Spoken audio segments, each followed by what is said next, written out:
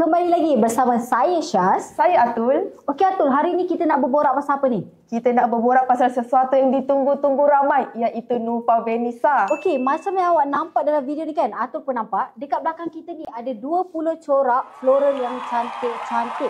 Okey Atul, Syaz nak tanya, kenapa ramai sangat yang suka Nufa Venisa kita ni? Kenapa ramai sangat yang suka Venisa kita? Sebab apa, Syaz? Sebab tak perlu nak menggunakan pin langsung. Kita ikat, kita punya shawl instant. Corak dia pun sangat-sangat mewah. Okey, untuk harga dia pula, mesti awak tertanya-tanya kan.